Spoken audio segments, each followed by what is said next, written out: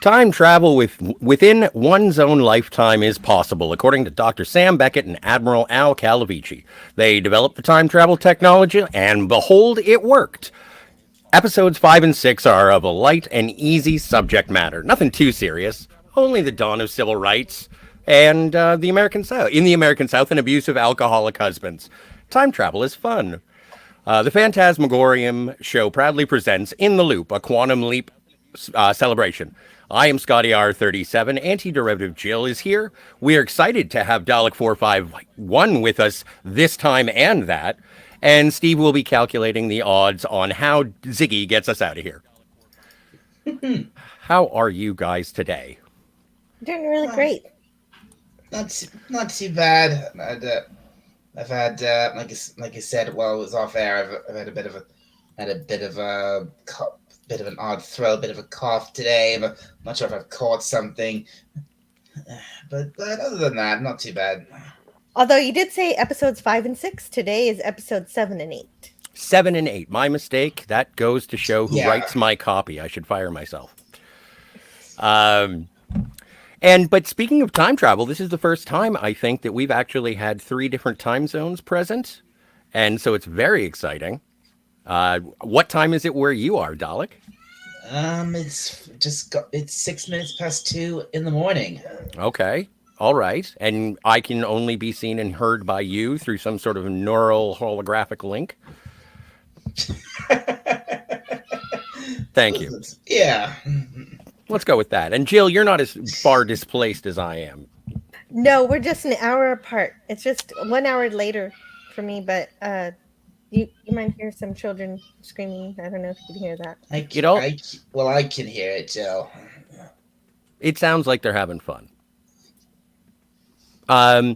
Well, we are. Do we have to do any sort of content warnings or anything like that for today's first episode? It is subject matter that traverses both the hard R, the soft O, and persons of color, but reverse that. I think you just did. I think I just did. That was it. There you go. Did, yeah. Congratulations. You've been warned. Consider yourself quantum leaped. Yes, but you'll hear similar language in a Tarantino movie, but it's just different to hear it from this show. Well, it's also interesting because it was on broadcast television as well. Like, it's sort of trigger warning for 1989. Yeah. Absolutely. Yeah. This would be a heavy subject even back then. Yeah, it was May 3rd, 1989 when we first saw this episode. And I thought it was because it's been a long time since I've seen this one. I thought it was going to be a light and easy morality play with the backdrop of Driving Miss Daisy. I was incorrect. And actually, Driving Miss Daisy hadn't come out as a movie yet, but it was a play. So okay, this episode could have been influenced by the play. It does make sense. Anyway, but yeah, it is. It's a social issues episode, which is something that science fiction sort of has the freedom to tackle. And I think they do it interestingly enough and sensitively enough. The only thing I can see is it being a bit problematic by today's viewpoint is that it might be a little white saviory. Well, I don't know. Yeah. It goes along with the morality tales that you get from Star Trek, like from Deep Space Nine's On the Farthest Star.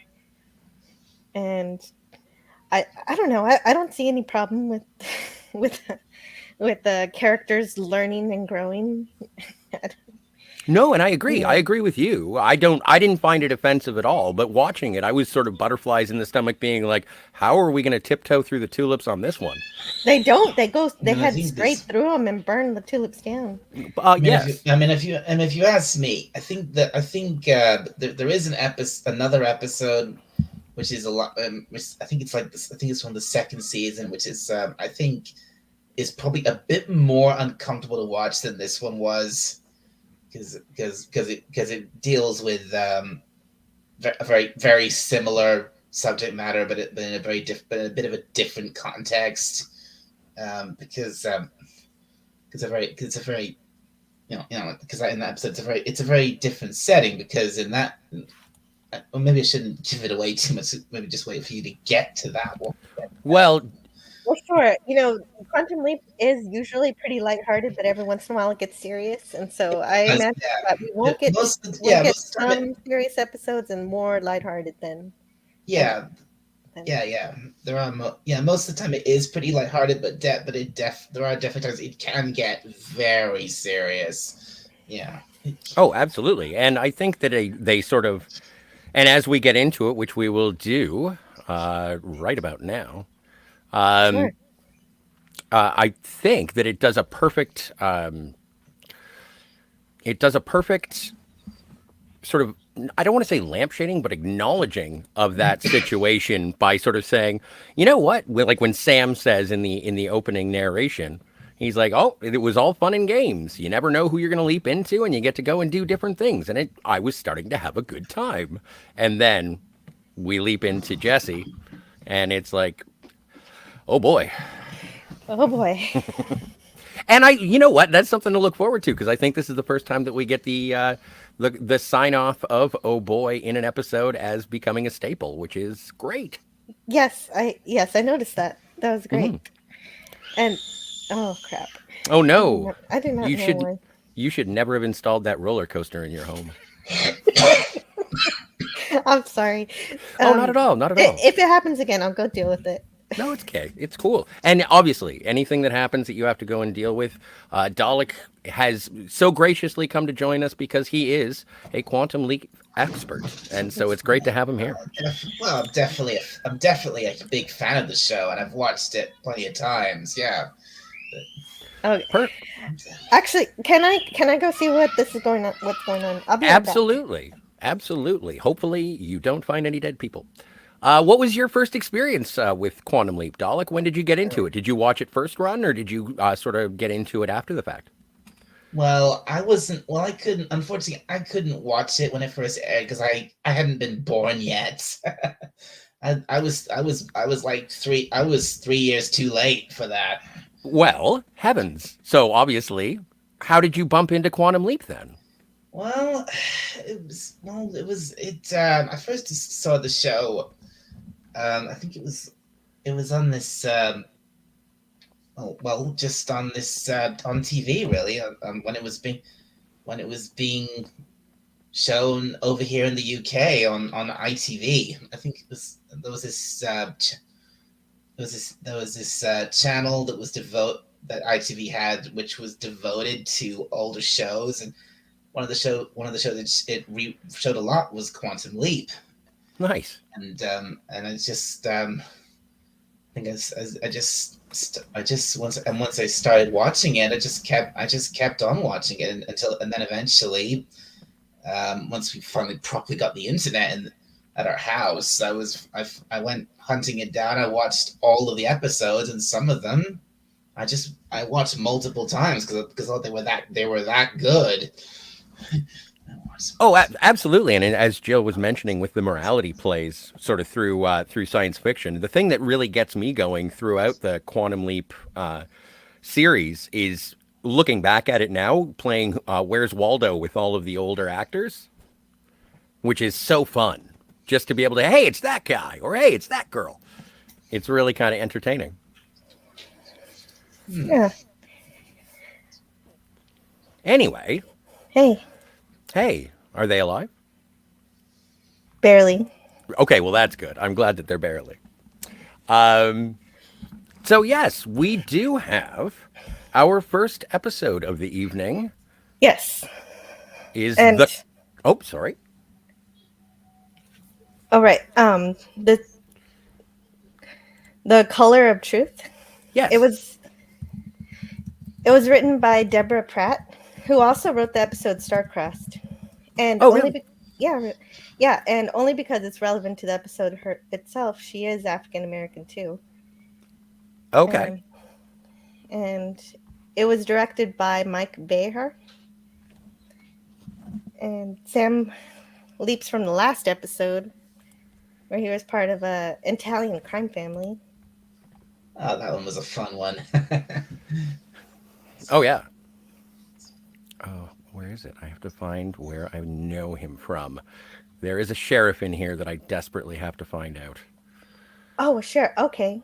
Well, I can I can help with that. Oh, no, it's quite all right. I think, oh, maybe, you know what? Maybe I'm wrong because I swore he was in Star Trek. Anyway.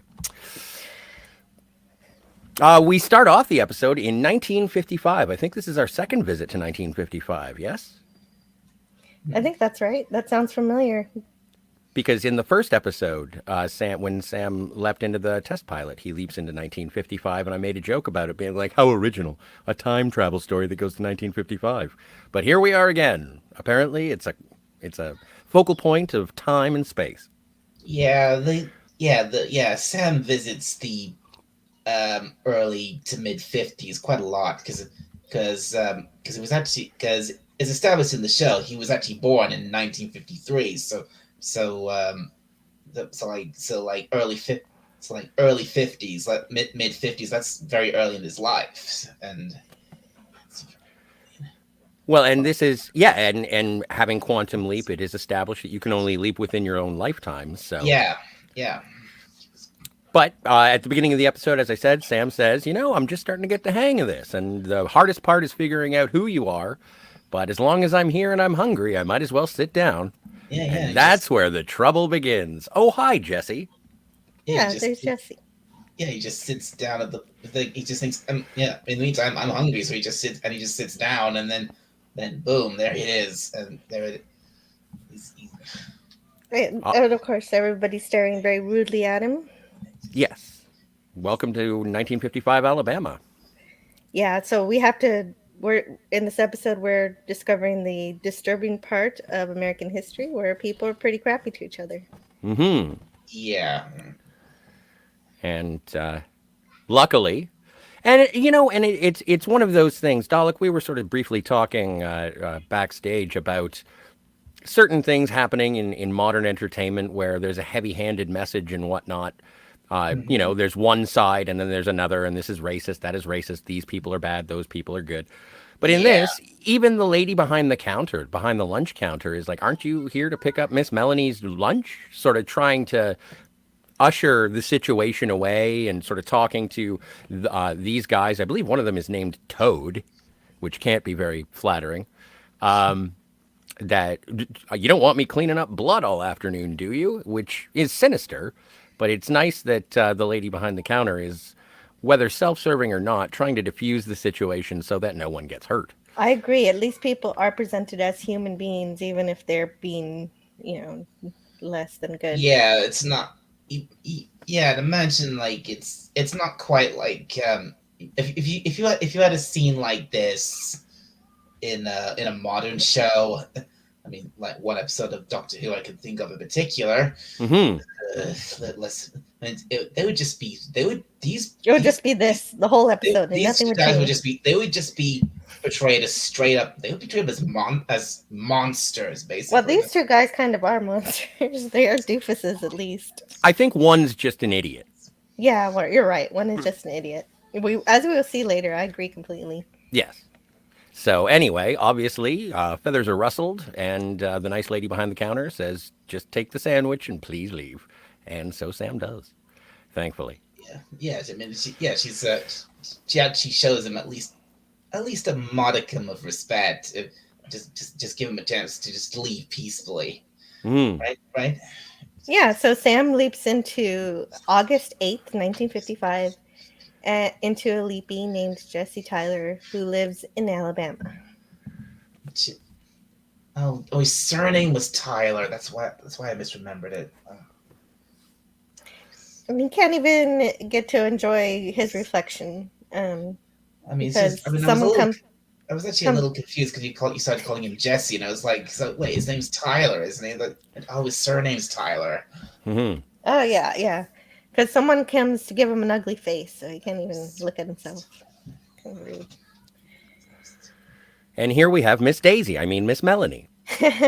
Yeah, Miss Melanie is Sam's employer, and she really isn't that much nicer than anyone else. She's extremely rude, selfish, and inconsiderate. And she's upset at him for being late, with no consideration that something disturbing may have happened to him. And, yeah. Well, and she doesn't even really know what's going on, and she is, exactly. she is rather abrasive but a demanding elderly woman with a widow, as we come to learn, and fits of dementia. Oh, is that what you think is happening with her? Is Well, dementia? she does say later that the doctors say that she's going senile, or so they claim. But I missed that part. they That's do mention it. Although, interesting. and aside from her sort of having her head swell from the conflict of what happens here, and when it is discovered by or relayed to her by her son, but here's Sam as Jesse in the car, sort of soaking it in, and he's actually taken aback by the fact that he has been leapt into a black man as well. Which is only this is only the first time this happens. This will happen. Right. This is only the first time. It will happen again later on. Yes. Yes, and he's trying to figure out where to go. He's supposed to know, so that's a thing. Yes. And he gets away with it rather nicely. Don't you remember what I said when I hit my head and I have been having forgetfulness and you never told me nothing about that. But he's a very nice, like Sam is being very nice, and I would assume that's the reason why Jesse has been around for 7 years. It says that we're going the same place that we've gone every Saturday for the past 7 years. We're going to go visit Charles. Yes, Charles is Melanie's late husband, and you're right. Sam is very nice and compassionate and helps clear the weeds on Charles's grave. Gesundheit. Sorry. No, not at all. Not at all. And I was supposed to check this because then as clearing away the weeds, and we find out that Jesse's actually a widower as well. His wife Sally had passed on recently, or before Charles, and apparently Charles referred to Jesse's deceased wife as being the finest black lady in all of the South, but not in those words. Right. I'm going to edit myself just because of YouTube. If we were adults, I would use the words. And also, if I didn't want to get canceled, I would too. But I'm not going to, so you're welcome. That's appreciated. There you go. Fair enough. So yeah, we get Sam to try and excuse himself from the slurs, if you will. Says I'm going to go and drop these in the trash, and I didn't get a chance to look this up, but Al arrives and says there was no public trash cans in public places until the 70s, which I didn't get a chance to verify. But if Al says it. Yeah, me neither. I wanted to, but I couldn't really quickly discover exactly the history of this because sometimes garbage collection from homes began sometimes in the late 1800s. And I did find the pitch-in program that I was talking about. It was like 1977, but that is a huge time gap between the collection of trash and public trash cans. And I don't know why there's such a big divide between those two things becoming a thing. So, that could be a good research paper for somebody to work on. Well, let me see. Trash cans in public places. Oh, you're Please not continue. going to be able to. I tried for Oh, did you? 15 minutes. Yeah. Okay, forget it then. Thanks, Jill. I appreciate You're it. welcome. Oh, and hello in the chat to Pop Culture Curator. He's here. Hey. Good to see you. Hey, Pop Culture Curator, and hello to Stephen Ransom. Thank you so much for being here. Stephen Ransom says, have a great show. I'll be deep into my thing. You two leap into episodes 7 and 8. Yes, thank you for you know what? I got to really proofread my stuff. And Pop Culture Curator says, hello, guys. Hello. So the question as to why. Sam, wait, before we do that, Sure. Sam says something really weird, I think. He says, so if I can bounce into the black man, the possibilities are endless. So what do you think about that sentence?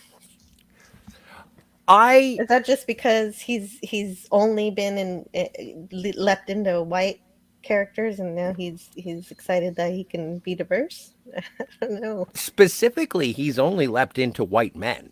Right. And the reason I think that it's interesting is because maybe Sam thought that it was some sort of genetic predisposition to leap only into people of his own similar genetic makeup.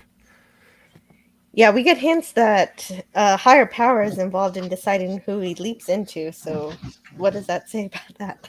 I don't know. Well, but there's a very well, I suppose he does come from a religious family, but there isn't that much sort of God talk in this episode. But I guess No, there no, is but it's choir. always there. It's It always there.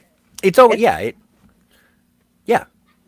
So, but I thought it was a more scientific who he could leap into, and thinking that he could only leap into white dudes. Yeah, you got to remember this. Sam Beckett, he is a scientist. So I think that if he said that, I think that's exactly what he's think is line. That's his line of thinking. He's looking at it from a scientific perspective. Mm-hmm. That's possible, even though none of that is brought up. No, but also it is. That's a good guess. I enjoy the juxtaposition of this and what Al says at the end of the episode as well. Besides, have we admired this wonderful purple suit that Al is wearing? Every time I watch an One of episode, the I want an Al costume for one of Halloween. the many fantastic suits that Al wears throughout the series. Absolutely. This one might not be a difficult one to pull off. Well, difficult to parade in public because no one is going to know unless I get an accurate handling.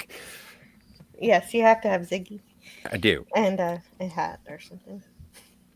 Cigars, constantly cigars. A giant scar, of course. Yes, and also Ziggy says why Sam is here.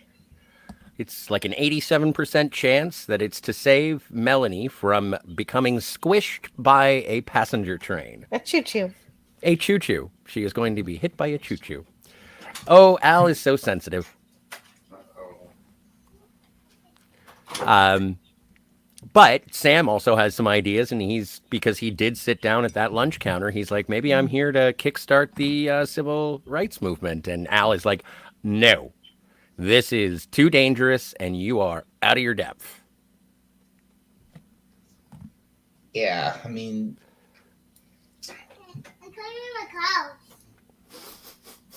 I can see. I can see Sam saying something like that because because he sees opportunity for ultimate good everywhere, pretty much. Oh, for sure. Oh, another terrible thing about this, about Jesse's life, is that there's no birth certificate for him. He doesn't have. There's no records for him around or anything. So Ziggy can't figure out any kind of predictability on how he's involved with any of this. Yes, pop culture curator. It is. Yes, that's right, pop culture curator. Sam is Jesse. Yes. Is this the one where Sam is an old black man? Yes, it is. Yes. And in answer to your question, who's doing the slides? As usual, Jill is lending her expertise and awesomeness to yet another presentation on the tubes that are you. And another thing, Al tells him about authoring Ruth, who helped integrate the University of Alabama, which is a true story. And apparently Al was there to witness it because I guess he lived in the South back then. And I'm wondering, Al seems to have lots of experiences and lots of things that he knows and has done. And he was an astronaut and went to MIT. Like, I wonder if we should be building like a history of Al to figure out. Getting a complete Al Calavicci resume? Yeah. Let me write that down. Let me make sure I do something along those lines. That could be fun. Yeah. And he says he was part of the civil rights marches and even got arrested and beaten for his efforts. And he doesn't. What was that? It sounds very Joe Biden, but Al is not Joe Biden. No, So, he's not. anyway, but that was funny. That was funny. Hell no. He doesn't think Sam is there to get involved at all. But Sam thinks differently. And so, yeah, it is. Also, Al's explaining the dangers of being an elderly black man or an old black man in the South and in the 50s. And it's just like, be careful. This is not a safe place for you right now. And Sam is still just heart open, the goodness of humanity. Come on, I can make a difference. And Al is like, you do not know, do you? And I would assume that he doesn't. Probably not, because as smart as I think it's as intelligent as Sam is. Al is easily the more the more experience in life than Sam. Absolutely, and don't forget that Sam does have Swiss cheese brain, so he has to when he goes back, he's sort of enveloped in the time and the personality and the surroundings of it all. He doesn't have a firm sort of recollection of historical events along those lines. He doesn't. No, not really. Right, especially since he was younger. True, That he makes would have been. sense. Yeah, he would have been two. This is like, what, 1955. He'd have only been 2 years old as in his proper when he was in his proper past. Yeah. Well, and it's the same sort of idea. I was 2 in 1980, and I don't know anything of the political happenings then. Yeah, the only thing I remember from the 80s are Teddy Ruxpin and Ninja Turtles. I remember both of those things. The only thing I know of politics or anything like that from when I was a kid is Tony Blair was the prime minister. That's it. There you go. So Sam gets home and Melanie is asking him to put some plant in water when her son wants to talk to him. I forget his name. But this was the part where I was absolutely like, oh, it is Driving Miss Daisy, because here comes Dan Aykroyd. His name is Clayton. Clayton, right. Oh, I did write that down. Heavens, I should look at my own notes. But yeah, and so Clayton shows up and is asking Jesse why exactly it is that he had the nerve to sit down at that counter at Patty's today. And Jesse says he was just hungry. And so Clayton says, well, you best never get that hungry again, boy. Yeah, and he calls him the N-word too, and makes references to it more than once. Yes.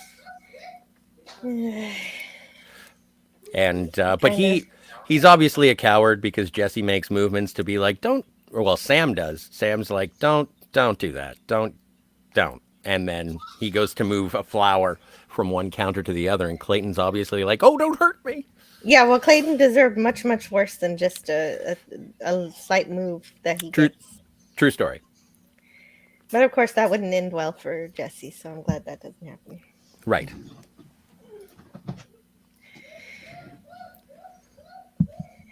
Go ahead. Oh, no, please. Clayton then gets after his mom for not doing anything about Sam sitting at the counter, especially given that she is the widow of the governor of the state. Mm-hmm. But she doesn't think there's an issue and just shoos him away to go get buttermilk. Well, and there is the hint at what happens if he escalates too far. What are you going to do? Or if you're going to forgive this, are you going to forgive the next thing? So Clayton leaves, and Miss Melanie is just so frustrated with the way that Clayton is being. Her head is swelling, and Sam does his doctor stuff, and Melanie is obviously sort of confused by this situation. When did you get a medical degree? And Sam responds in the perfect way. I did some doctoring in my day. Yeah, and she does not respond perfectly to that. No. Oh, no, she says, yes, she references voodoo, whatever. Yeah, she does. Whatever. It is, yeah, it's so thick with the racism this episode. Sometimes it feels unnecessary. It's so icky. Well, but I think that being the social commentary and making it, and it is more jarring when you have, if it was actually the actor who was playing Jesse here, I would find it much more unbearable. I don't know. Maybe, and it's 1989, still dealing with the repercussions of the civil rights. It's ongoing. And yeah, so, of course, and it is important to remember history. Yes.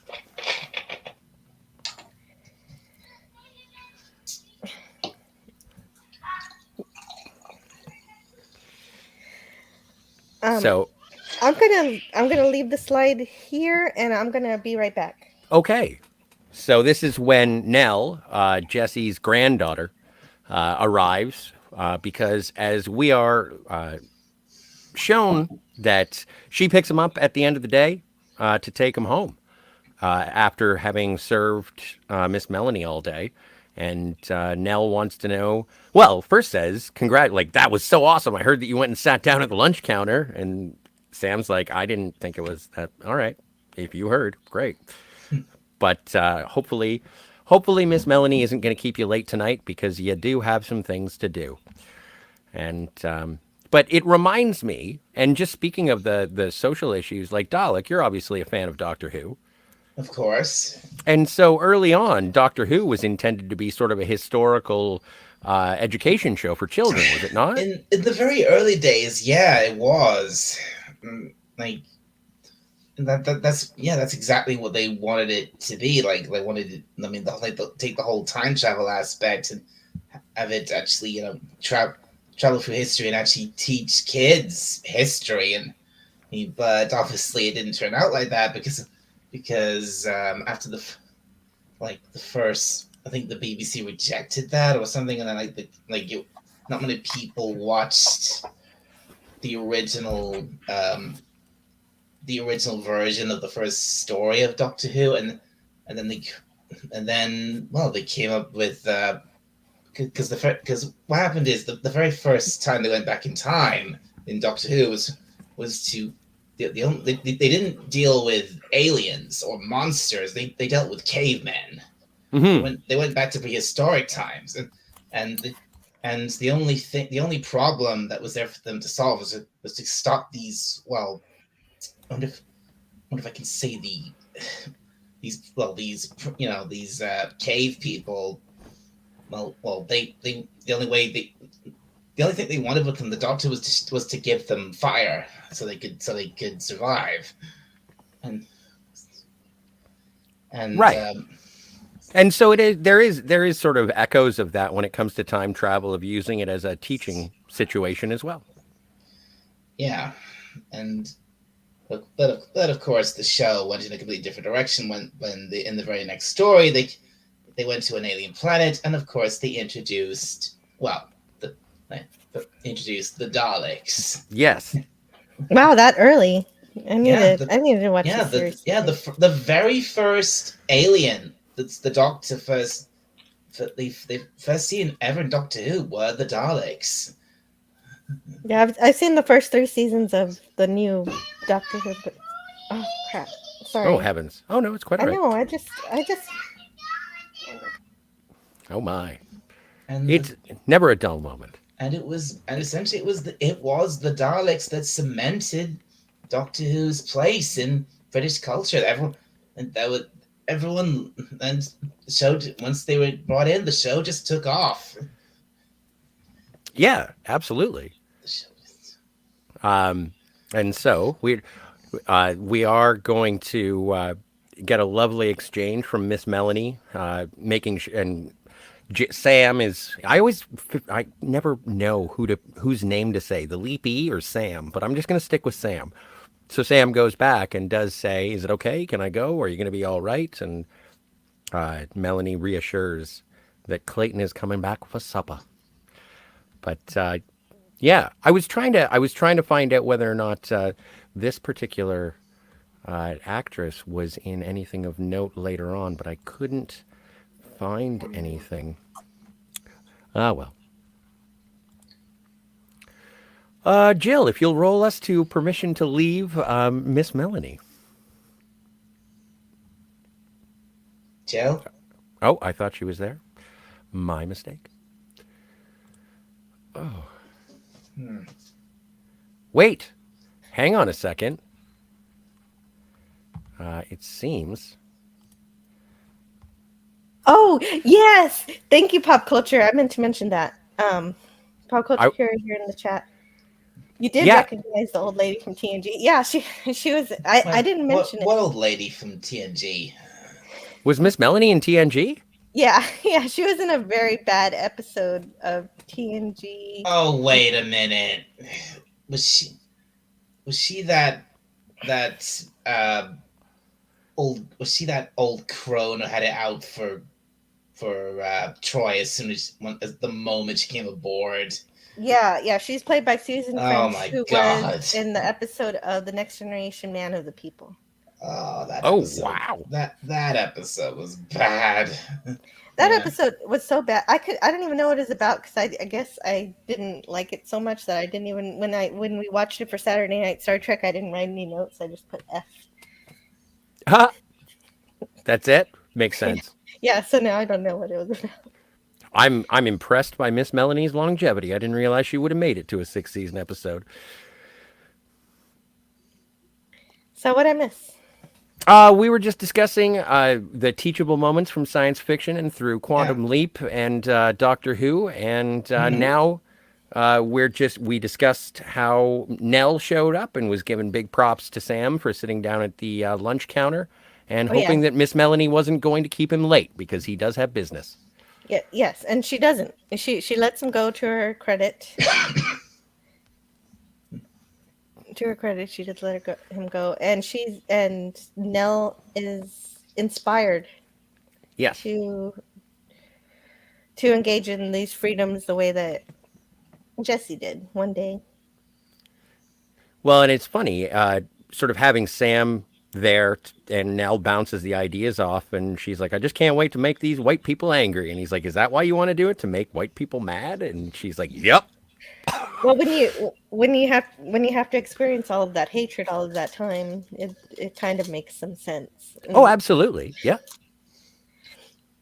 But it's also from the perspective of Sam. It's like there's something bigger here. And Mhm. so, but yeah, no, I understand where you're coming from. But again, don't forget, Sam's heart is bigger than anyone else's. Right, that's true. Well, and then Martin Luther King Jr. comes along to In help like, with that in in like terms of 3 or 4 months. Yeah. Maybe at times his heart's a bit too big for his own good. True. That's what Al's there for, to throw a little realism and cynicism in the mix. Yeah, exactly. Yeah, that's Al's job. and we But get oh yeah. oh yeah. No, go ahead. Oh, I was going to say then we have as Nell drives the car past a tree, and then there are two. We got Toad and the other guy, Billy. Billy. They decide that they're going to follow Nell. Toad. That's his name, Toad, isn't it? Mm-hmm. His Yeah. name is Toad. Follow back to their house, and Sam gets to make chitlins for the oh, is it the church picnic? Yes. And he oh, go ahead. and he has a very funny look of disgust on his face. Yeah, He that's says awesome. he says, "I thought they were one of those rare southern delicacies that taste as good as they sound. I never realized they were pig intestines. Neither They did I, Sam. They smell like something that had been kept around too long in autopsy class." And it's very good when heavy episodes like this have little respites of something a little bit more fun, like Sam having to touch and cook pig intestines. Yes. And Yeah. so, oh yeah, go ahead, Doc. Yeah. Each episode always had to have at least something, a little moment of levity in the episode, just like in a moment like this where Sam is just. He's just like, ugh, why am I doing this? Yeah. Well, so like Scotty said, Jesse had volunteered, so Sam can't back out of it. I've never had chitlins myself, but my family's Mexican, so I mean, I have had menudo, which my great grandma cooked the best. And menudo is made from beef intestine instead of pig, but it's the same basic idea, I guess. I've never made it myself. Well, you need a recipe from a hologram to give it a go. Yes, I need my own hologram. And just as funny as Sam's disgust is Al's delight in this. And luckily, Al is from the South and has a great recipe. And so all of the ingredients are being prepared by the family, although I think they have to go and fix a dress. Yeah, and the other guy has to go work on his sermon. Well, and also, this gentleman I remember from the movie The Ice Pirates. This is You know Michael what? D. He's familiar to Roberts. me too. Let's see. Michael D. Roberts. He apparently was in Rain Man as well. He was in Star is Born. Yeah. But yes, uh, long IMDb and well known actor. But I remember him specifically from The Ice Pirates, which is Hmm. not a very good movie. I would recommend checking out Red Letter Media's review of it if you want to know more. Oh, yeah. I love to watch Red Letter Media particularly when the movie is not good. But yep, if you didn't want to do it, Jesse, you shouldn't have volunteered. And so, luckily, Al is there to help with the chitlins recipe. Oops. I admit it's been a long time since I've actually seen this episode. So there's probably quite a few things in it I don't really remember. Well, and then Al says that you can taste the chitlins, and you tell me what's missing. And luckily,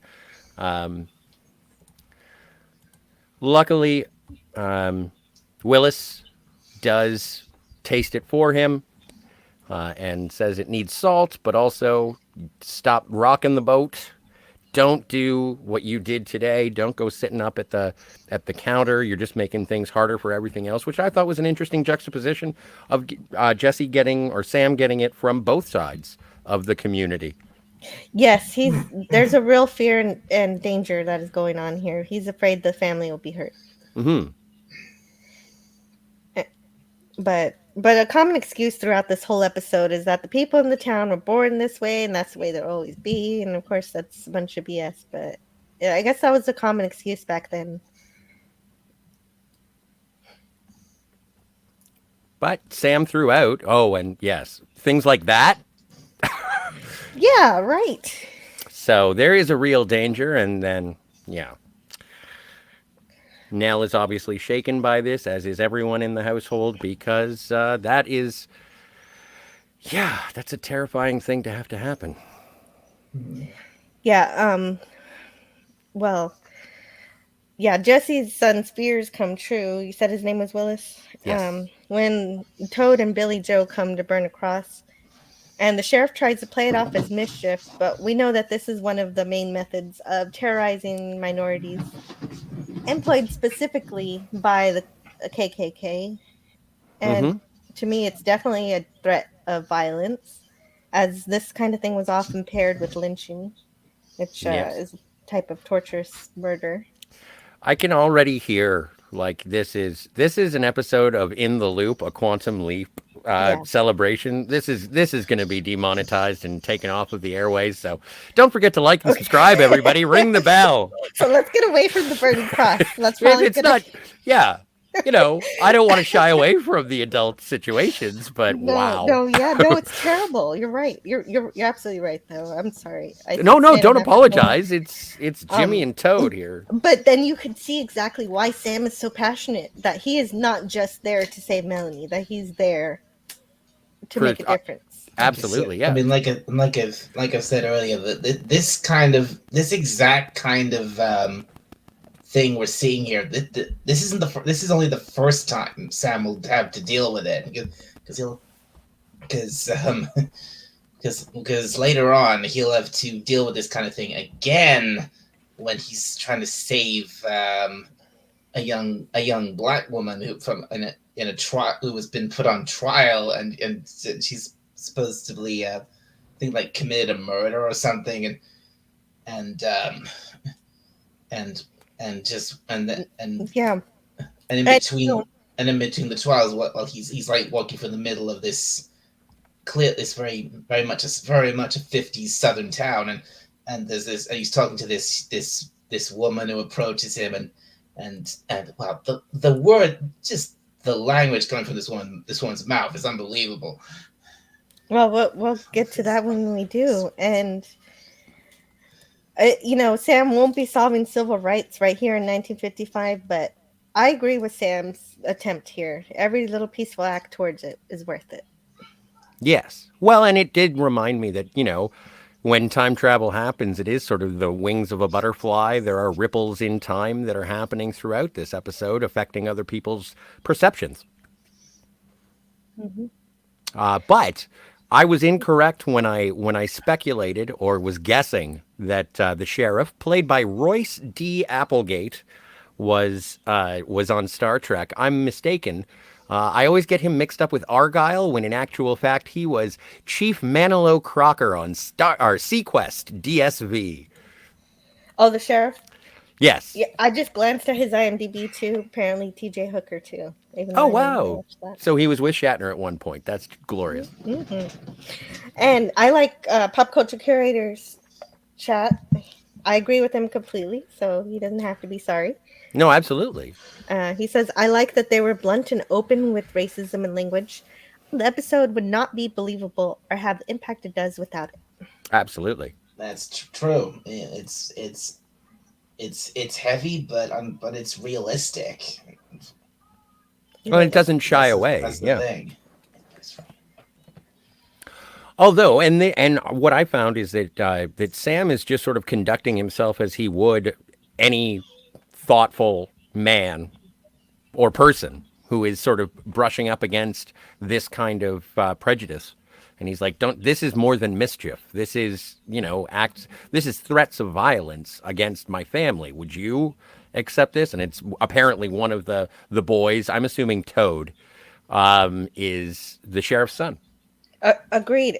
But unfortunately, the sheriff is just victim blaming. Mm-hmm. Um, That he is. and no one seems to be concerned that his family was just threatened. So Sam does the only logical thing. He goes over to a whites only fountain and washes his face.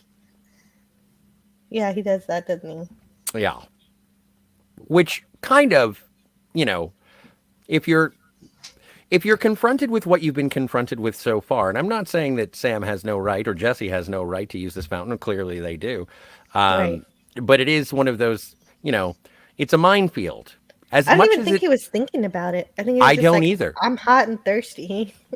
Well, exactly, and that is what I'm sort of presented with because even throughout this episode, Sam says, "Why are they looking at it through this prejudiced prism when it's a reality of if a man is hungry, he should be able to go and get something to eat. Not if a black man is hungry, he shouldn't be able to go and eat there. It's not right." And that Al is like, "You are so naive in this time period." Hmm. But it's And yeah. And accidental civil disobedience is great, which is what is happening here. mhm, But intentional, peaceful civil disobedience is even better. absolutely. And, but it doesn't make a difference to the goofuses here who decide Sam's gone too far and they have to teach him a lesson. Yes. A lesson that turns nearly potential or nearly deadly. But yeah, see, Toad's the guy in the overalls, so I figure he has more than a striking resemblance to the sheriff in terms of being sort of pear shaped. I thought the other guy Mm. was Diedrich Bader for a second, but never mind. Meanwhile, back at Miss Melanie's house, Sam's working on her leaky faucet. which doesn't work out. No, And no, this is the next day. This is when Miss Melanie is to be squished. yes, and she's complaining the entire time, but at least when what he tries fails, they do have a laugh about it. So it shows that she's not completely inhuman. Hmm. And Miss Melanie says, "Well, it's time for tea." And Jesse prepares the tea, brings it over. And he says, "Well, you made the tea. I thought that I would share it with you." And Miss Melanie is not having it because uh, black people and white people do not share a meal at the same table. It And is not the way it is done. I really like her acting here Hmm. because you can see just from her expressions that from what Sam is saying, she realizes that she has no good excuse to not sit with Jesse. But unfortunately, she continues by doubling down on her denial that anything can change. And I, I, I really like her acting here because you can see just from her expressions that she realizes that she has no good excuse to not sit with Jesse. But unfortunately, she continues by doubling down on her denial that anything can change. And I, I really like her acting here because you can see just from her expressions that she realizes that she has no good excuse to not sit with Jesse. But unfortunately, she continues And Sam says, "I've gone crazy, Miss Melanie. I'm not the one burning crosses in front of people's homes." Mm-hmm. And then someone knocks at the door, and hey, it's Nell. But because today is the day that Miss Melanie is going to be hit by a train, uh, he says, "Well, I'm going to take Miss Melanie's car because I have to work on the engine. So you go on without me. I'll meet you back for supper." Yes. And then we have the doofuses here. Mm-hmm. Uh, And with the blatant question, it's like, "What are we going to do? We're not going to do anything serious." And Jimmy says, "Well, we're not going to kill him. We're just going to beat him to the right side of things again," or something along those lines. What an asshole. yeah, it's terrible. So, You're dealing with a heavy machinery. A murderous weapon is a car. yes. So, uh, And as we see, scaring someone or hurting someone can turn deadly. I audibly yelled, "Holy shit." I was like, yeah, this I this did is too. I had a bad. reaction. This is a horrible situation. So Nell is run off the road and barrel rolled down a ravine Mhm. and thrown from the car. And and the reason why I really like the writing of this episode is even though, these guys are pretty horrible, they're still written as people, as one of them, I guess the dumber one, does want to go check on her. He's worried, but he doesn't actually go follow through with the action that he should do, but the potential intent is there. Hmm. Well, and also Toad does he is more inclined to go and make sure that no one is actually hurt in this situation. Hmm. But Jimmy is like, "No, we got to get out of here." And Nell is badly hurt. Yeah. And this is where Sam is going to take Melanie on her errands. And doing so, this is how he's able to see the car crash, and Melanie spots it. Now, and this was something that I was rather nervous about. Just, I don't know. There's something about if you find someone who is beside a car with deep gashes in their head, like there's a lot of moving of her head and picking her up and whatnot. And I was just like, I don't know. But I guess for the purposes of this, it's not like an ambulance is available. No such thing as cell phones. Right, just leaving her there in this case would be worse than Yes. getting her some help. And another note, Yeah, I mean, yeah. there's, I guess 1955, we still don't have seatbelts as a common thing. I still need to go research seatbelts in history. I'll Yes. be ready for that soon. Um, but so Sam, this was an interesting sort of decision because there's sort of a question in my mind when Sam leaps into somebody, is he physically the person or is he still Sam? And I thought it was interesting that when he tries to pick up Nell, he sort of stumbles down with her and then gets back up. And it's like, is that because he's dealing with old man body? Yeah, that's a Um, good question. I think maybe he physically does have to deal with the limitations of who he's leapt into. What do you think, Dalek? well, the impression I had always had was that he at least mentally he would have to deal with the the impulses and mind of at least partially of the person he leapt into, but physically he was still himself. The people, what people actually see, like when he looks in the mirror, the face he sees, that's not Oh, that's just like okay. I don't know, just like an aura that everyone can, so everyone sees him as that person. Okay, But that's an interesting theory. because because in later episodes, it turns out, and there's an example later on in the show in one episode where we see a little kid, like a 4 year old girl can see Sam for who he really is. Oh, Yeah. Interesting. That and Well, and pop culture curator tends to agree with you, Dalek. He says, no, he has Sam's strength. He was acting. Don't forget the Dr. Ruth episode. Yes, that's right. He made to everyone around him. He looks like the person he leapt into, but physically, underneath that, he's still Sam Becket. He still has the body of Sam Becket. So, and he still okay. I think I agree with that. Still...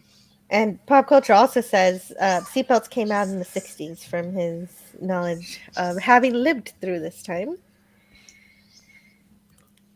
And so we're on our way to the hospital, but we realize that it is the hospital on the side of the tracks that they will not accept black people as patients. But that's no concern to Sam. No. Melanie is in critical condition and needs to go to the nearest hospital. Nell is, yes. But even then, they arrive at the hospital after very gingerly crossing the train tracks that are eventually going to squish Melanie if everything goes negatively, goes south, for lack of a better term. But they get to the hospital, and the doctor is like, nope, we cannot treat you. And Sam is not having it. He's like, you're going to have a bigger problem than this girl on your hands if you don't. You let her die, and I will usher you to somewhere unpleasant. But luckily... Yeah, what happens then? Melanie uses her clout and stature in the town for good. And finally, the hospital takes Nell in to save her life. Which is exactly what Clayton, her son Clayton, was saying at the beginning of the episode. What's going to happen when Jesse goes too far? Well, it doesn't look like Jesse can go too far as long as Melanie's around, which is supportive. Right, it's exactly how I see it too. But then this bitch. Pig butt. Pig butt. And Al is concerned that it's getting close to 5:18 and Sam should always, be around Melanie to make sure she doesn't get squished. Well, and that's just it. Al is like, just get in the car and start driving. It doesn't matter. Just get this car away as fast as possible. And Sam doesn't want to because got to find out what's going on with Nell first. Mm-hmm. And Sam says, Al, you're a little paranoid. And Al responds, Sam, how do you think I lived this long? Yeah. It's kind of like that quote. But the sheriff comes back and says that bringing Nell here was a violation of the segregation laws. And Sam says, well, did you want me to just let her die? And he goes, well, I reckon not, but still puts him under arrest. Yeah. And so leaving the car and Al, for that matter. Right. So now it's up to Al. Yes, because Sam is being arrested and can no longer help Miss Melanie. But being a hologram, it's a bit difficult. Very difficult. So he has to. He orders Ziggy to keep him with next to Melanie's coordinates, so he can try to help her. Even though she can't hear him, he figures trying is better than doing nothing, so he does. So yeah, and Al is yelling, caterwauling, can't you hear the whistles from the train that is going to go over the crossing? And just screams, all right, turn into the cemetery, damn it. And it doesn't look like it's working, but at the very last moment, I suppose she feels some kind of presence. And why did I end the slides right here? Here, let me bring to build tension, Jill.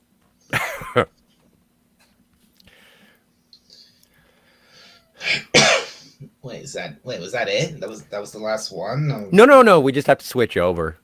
Yeah, because if I put too many slides, then Google says your presentation is too large.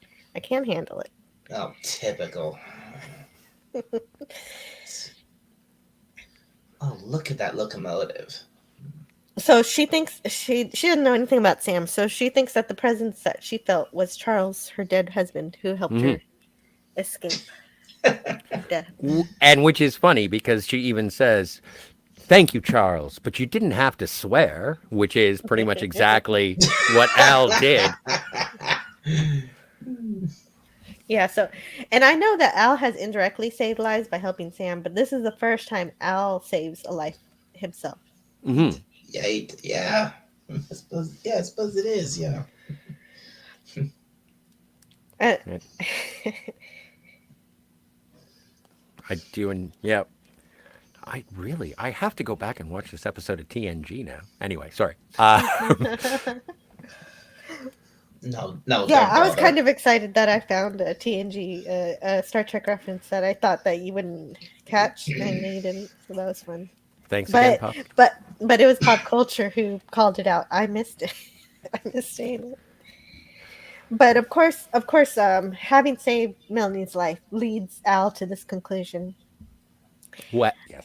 I mean, if I reach Miss Melanie, then maybe, just maybe, I can reach other women, younger women. Yeah. And I just like that bookend on the episode because it starts off. It's like, well, if I can leap into a black man, who knows what else is possible? And at the end of the episode, Al is like, well, if I can talk to this woman, what other women can I talk to? Different ends of the scientific. What are we going to do to use this? Right. That's Al for you. That Yep. is, and and So, so the sheriff shows up and says that Miss Melanie has bailed Jesse out, and that because Jimmy and Toad were they ran off Nell off the road. You can take the sheriff's word that this will never happen again, and they're going to leave his family alone. And Sam is like, that's not good enough. And Al's even saying, take it as a win, man. Hush. yeah, but it's very clear that those men are not going to be prosecuted for their crimes. Right. Attempted murder, Right. but okay, Yeah. la di da. Anyway, so Harsh here, reality of the time. right. MLK Jr. and Rosa Parks are name dropped here, but more specifically, Al is referencing the bus boycotts that occur soon after the time of this episode. Hmm. Hmm. Hmm. Was- And so, Yeah. sorry, Dalek, go ahead. Yeah, they do drop names like that. I know they do at some point. I remember them name dropping like Martin Luther King. Well, and as Jill mentioned at the beginning of the episode, they bring up Euthyrene Ruth. Yes. Yes, I hadn't heard of her, so that was good to learn about her Yes. work. And here we get Al singing for the first time. He sings "We Shall Overcome." I think it's the first time he sings. Maybe not. Maybe he I think- sings. I think he sung other songs, but this is like he was singing along with the song. This one is the first one where he's singing without Yes. a jukebox. Yes. And so as we leave the courthouse or the jailhouse, Miss Melanie is waiting there with Clayton and tears a strip off of Clayton for being such a d-bag. Mm-hmm. Rightfully so.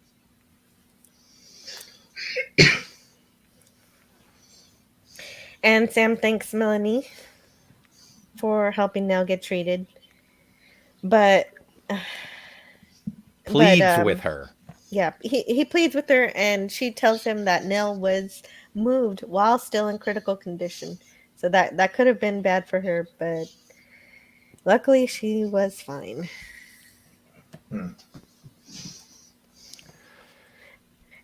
And so Melanie says to Sam to go on over and grab her lunch. Go get my egg salad. But before that, she says, if you want to change the world, then you're welcome to it. But if you want to work for me, we'll close this conversation forever. But Sam responds, Miss Melanie, once you've seen the light, you cannot go back into the darkness. But actions speak louder than words, because Melanie has changed because she decided she wants to eat her lunch in the restaurant. And so, as she arrives, I've changed my mind. I'm going to eat here. And so she starts to, and then asks Jesse to join her at the counter. being one of the, I suppose, fictionalized pioneers of the civil rights movement right here. Yeah. And even the still very racist sheriff keeps the others, the doofuses, from interfering. So that's even some growth on his part, like you said. Even when they have to present this kind of prejudice and this kind of racism, they still make the people human beings who have the potential for growth and change. Mm-hmm. And so Sam leaps out, and he finds himself in a high-speed car chase. Oh man, this episode. Yes, sir. There's excitement all over. And this one is, oh man, this one is crazy. This one's great. he looks into the mirror, sees himself as, well, that guy. And that guy. A pizza faced teenager. Yep. And this is where we get the first closing of an episode. Oh, I kept calling him Jimmy. It was Billy Bob. My mistake. And so this is the first time an episode closes with the, oh, yeah, screw that guy. With the, oh boy, the catchphrase that will run throughout the series. Well, it's not the first time Sam says, oh boy, but I think. No, but it's the first time they close out an episode. And this is when it sort of becomes a staple, I think. Right. I see. Right. And so that was The Color of Truth. I'm glad we made it when we're still live, so we didn't get canceled. That's great. We're still live.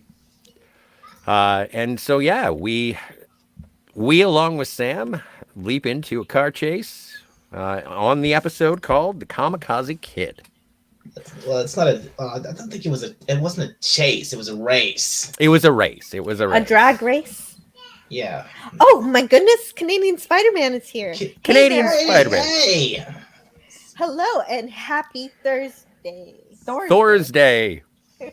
Of course, he's an Avenger. Thursday. Yes. How Norse of you. I don't know. It's good to see you, Canadian Spidey. And pop culture curator, oh, don't go anywhere yet. We still have one more episode. We like to do 2 in a row just because we have seasons to get through. And I'm looking forward to getting through. Next week, we're going to have the season recap.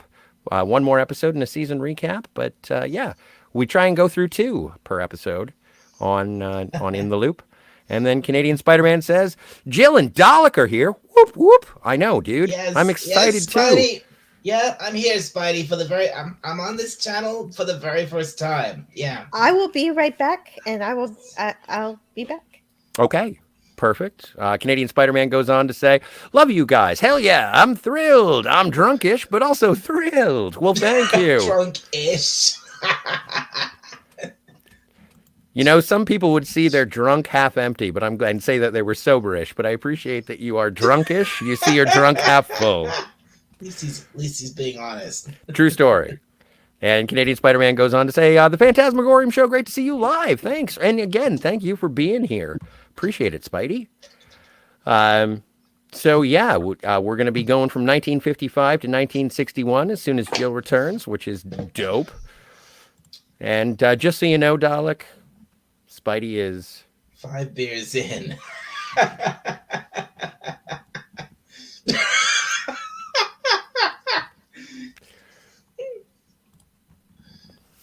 Oh, it's so good to have you guys sure, here. Whatever you want, Spidey.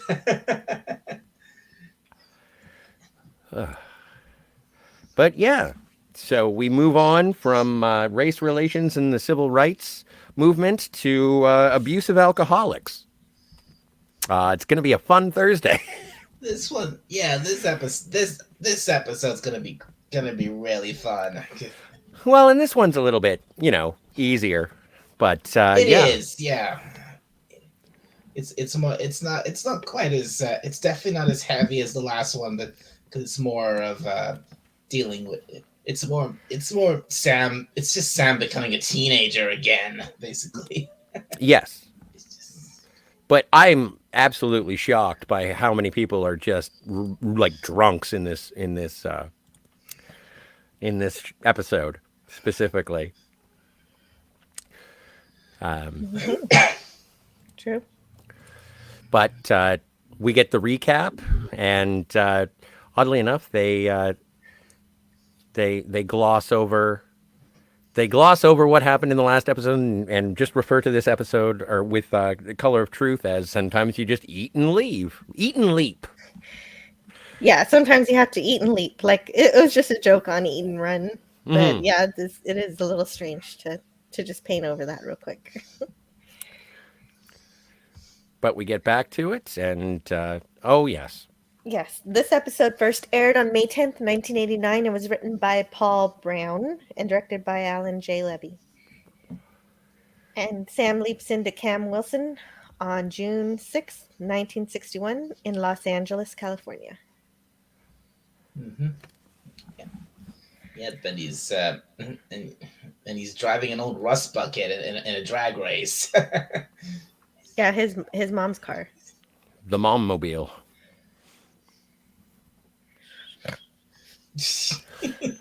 with a set of teeth that could pick up radio transmissions. Yeah. Yeah, he's 17. And a face that could be used for sandpaper.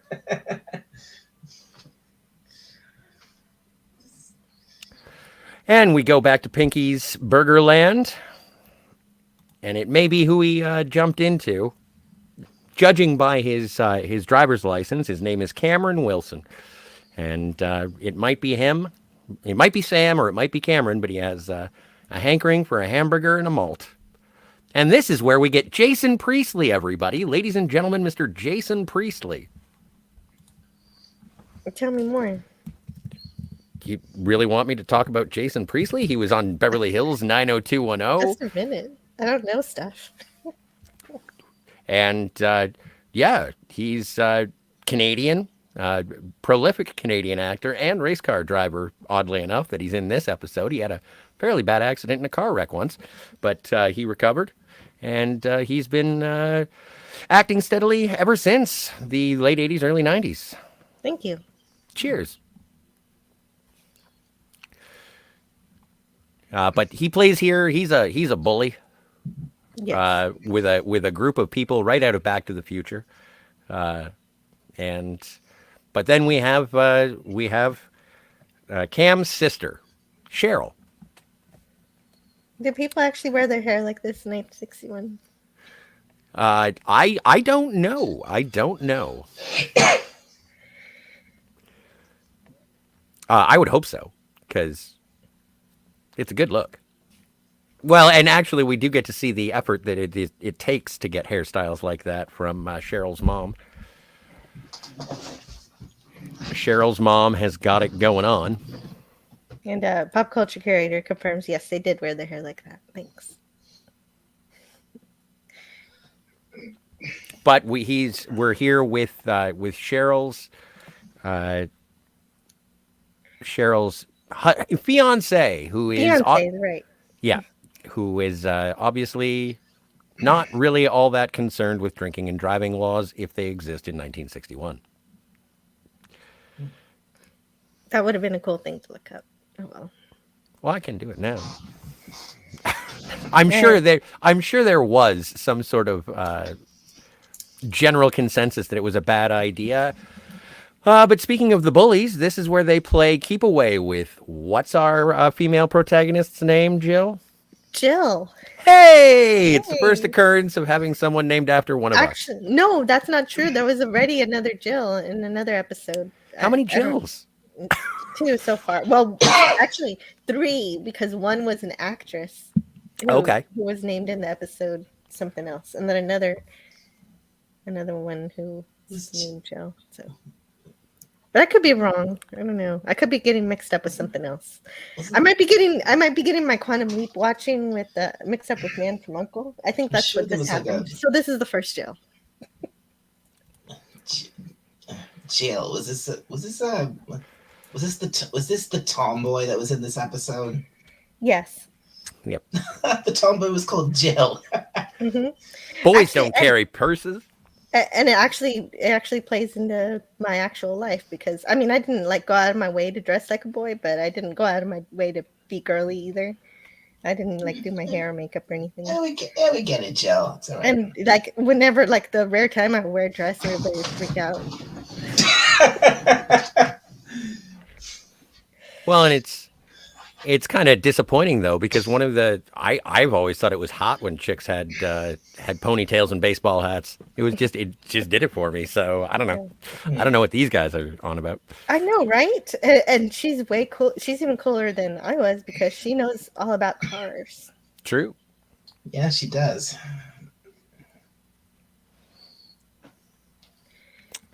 But as she runs away because she's, just been bullied by the local bullies, as bullies do, Cheryl does reassure Jill by saying that they're just projecting their insecurities onto her.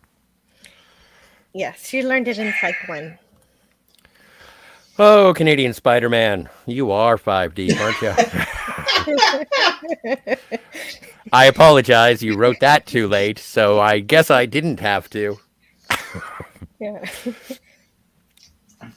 Be careful. I will read everything on the teleprompter. I apologize. But, yeah, this is reassuring. Cheryl reassuring Jill. They do the kind of. I mean, I know that. And this is a bit of a spoiler for later in the episode, but later on, that girl Jill, the tomboy, she has a crush on Cameron. On Cam, yeah, and No, she does say that here. She admits it. She says, "I wouldn't date any of those weenies, but I might go out with your brother." Yeah, right. Oh, right. I forgot. As fun and games, they decide to strip Sam down to his bare ass and throw him in a dumpster. I was always wary of this because whenever you throw somebody in a dumpster, I'm afraid of broken glass, especially in 1961. That could have been horrible. Agreed.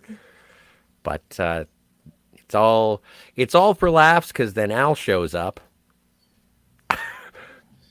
and says that he gave a 9 out of 10 on his dive. Look at those glasses. I want that jacket. Come on. Yeah, that one. I think that's more appropriate for Halloween because it's pretty obvious. It is more true. Obviously a costume because this is supposed to be a futuristic wear. True. I just want to get the whole Al collection. And Canadian Spider-Man asks, wait, when Scotty said I'm 5 deep, was that an insult? No, sir. Not at all. Not at all. Just, inhibitions to the wayside. But, and there are a couple of jokes here that I don't understand. They must have been like late 80s jokes. There's something about, I would have given you a 10, but I have some Russian blood on my mother's side. And then I didn't get that at all. I kind of just let it go because. Yeah, but it was just confusing. I don't know. Because, well, again, we're looking at these things through the prism of the time. There's two prisms. Mm-hmm.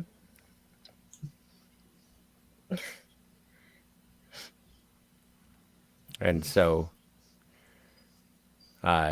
fiance man, what's his name? Bobby, whatever.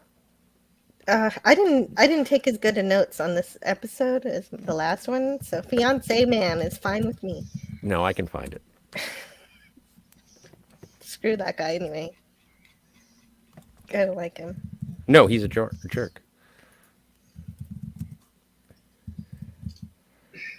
Hang on a second. I'm just looking. And of course, then Jill shows up and collects his clothes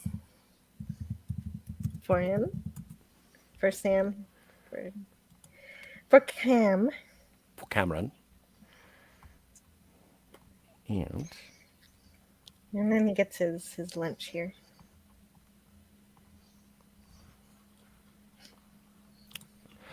And so, yes, he does. He gets his lunch, and Al, once again, is disappointed that he does not have corporeal sense, so he can't take a bite of the burger. Can't help Sam because when he was in the dumpster, because just a hologram can't help. What am I going to do? And so Sam sort of plays with Al and says, "Oh, right, I forgot, hologram," just to rub it in that he can't have the burger. And I'm with you, Canadian Spidey. What time was Al supposedly from, and why aren't we all wearing silver tinfoil suits now in the 21st century? Well, That's a good question. it's a really odd thing with Quantum Leap because like the show, even though the show was made, the show was made in 1989, but the present day for Al is like a very alternate, very advanced version of the 90s. Mm-hmm. If I'm not mistaken, I think Project Quantum Leap takes place in 1995. Pretty much, yeah.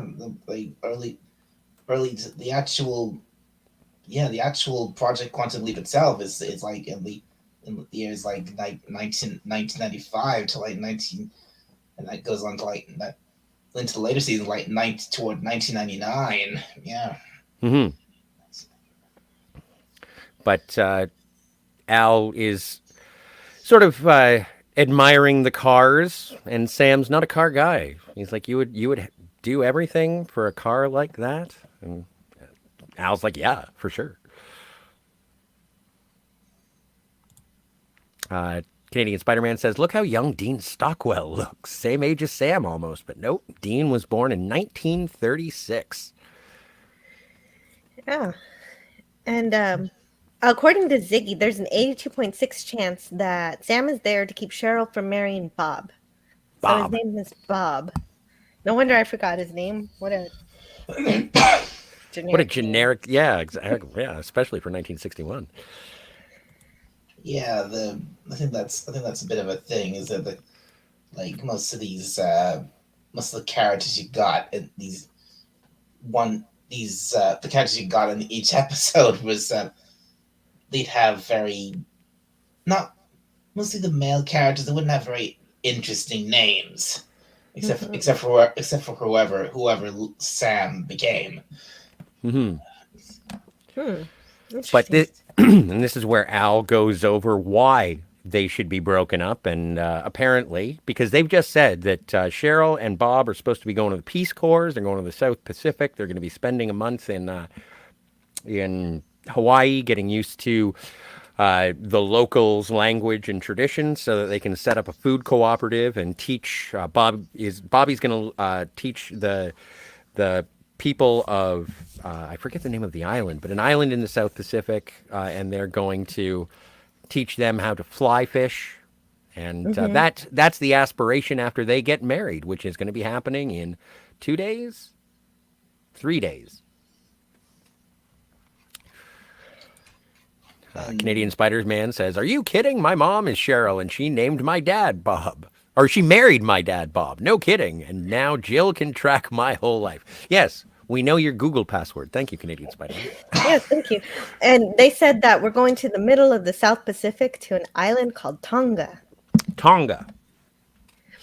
And yeah, Bob's going to teach the natives how to fish.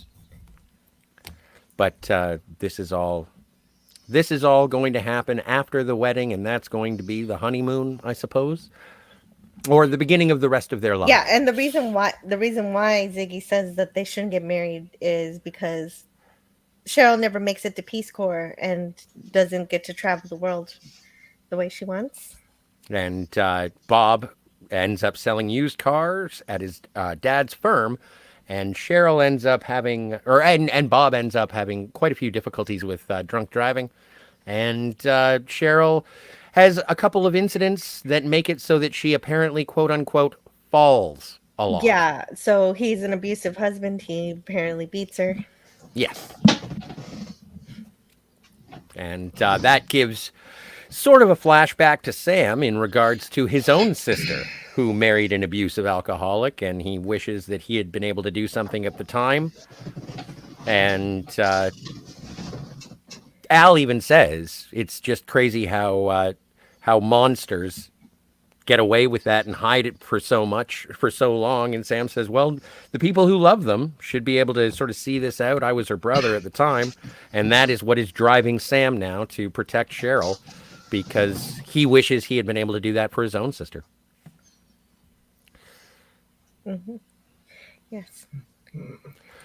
Canadian Spider-Man says, "Oh yeah, Tonga allows Canadians a 5-year visa if you have 10 grand in the bank." Scotty, yes, let's do it.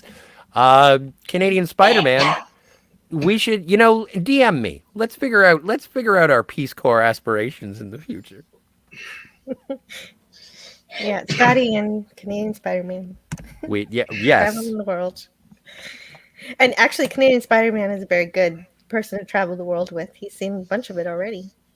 Well, and not only that, but he seems very in touch with nature. He is. Yeah. Thanks. I think, you know what? This is sounding like a better idea all the time. Am I going to be Sam or am I going to be Al?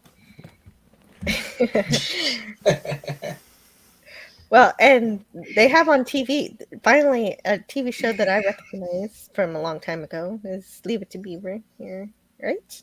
Or Yes. is it, am I wrong? No, that you're absolutely I correct. didn't even look it up, but I was like, I know this. This is Leave It to Beaver.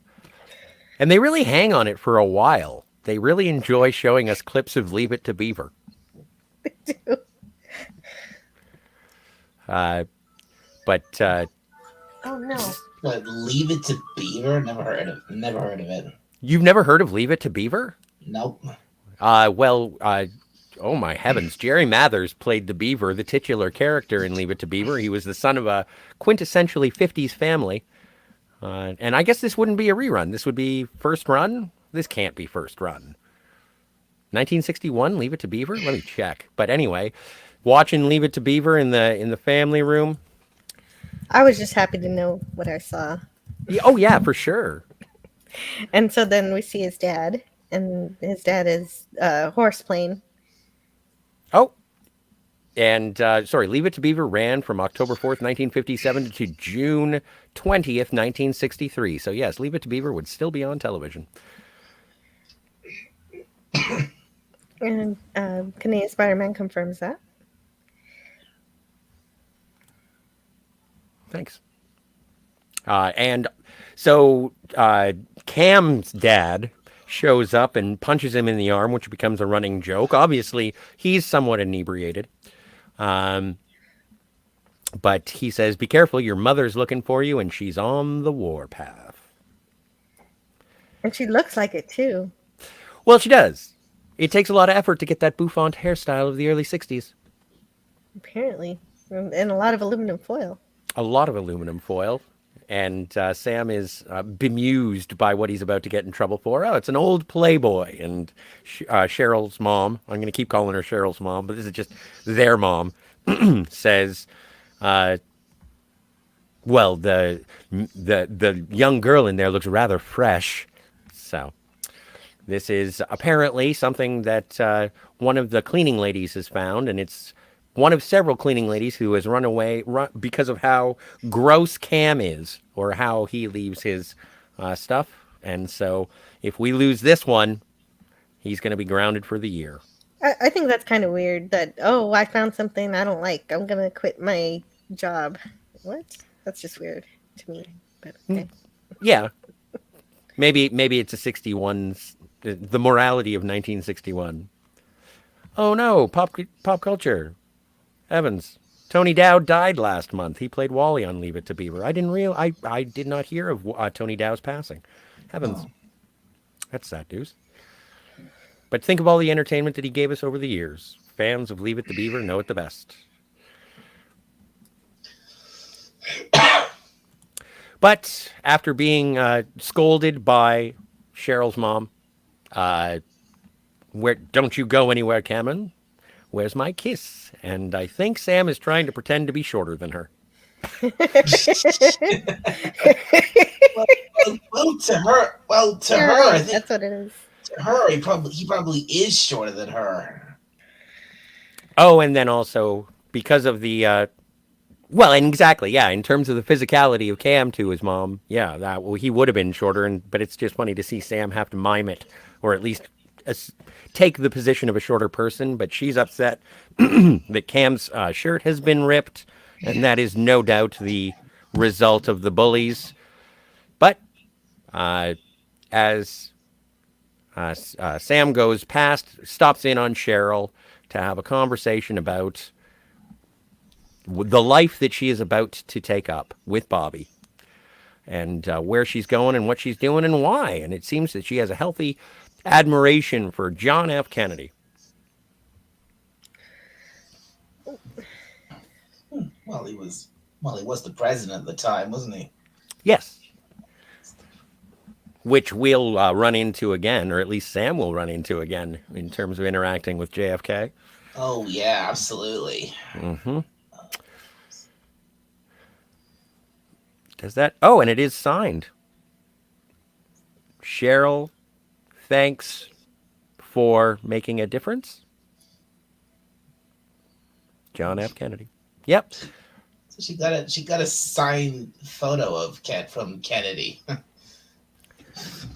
A poster? Oh, I have to sneeze. Gesundheit in advance. There we are. Wait a minute. Wait a minute. Was Kennedy actually president at the time, or was he running for president? In 1961? When did he become president? 1960 or 61?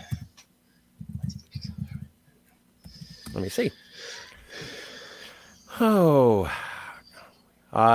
Yeah, he was president as of January 20th, 1961. He was sworn in. Right. And this is like... This would be the summertime in California. This will be like not long after that, right? That's right. And so, as Cheryl is moving forward... this starts off because Cheryl knows that Jill has a crush on Cam. And apparently Cam had a crush on Jill as well. Because Cheryl does make mention of it and say, oh, yeah, yesterday you were all crushing on Jill, but now you don't even know who she is. And so he's apparently playing it cool, but then Sam starts planting the seeds as to you shouldn't go anywhere with Bobby. And also planting the seeds as to how much of a difference Cheryl will be able to make by being a part of the Peace Corps. So the next day... Cam goes to hang out with Jill, and Sam knows what's wrong with the car, but he doesn't know specifically how to fix it, so he tries and talks Jill through it because there's something wrong with the carburetor, I think. Carburetor? Manifold? I'm not a car guy. I keep having to explain this. It's horrible that I keep getting involved with cars.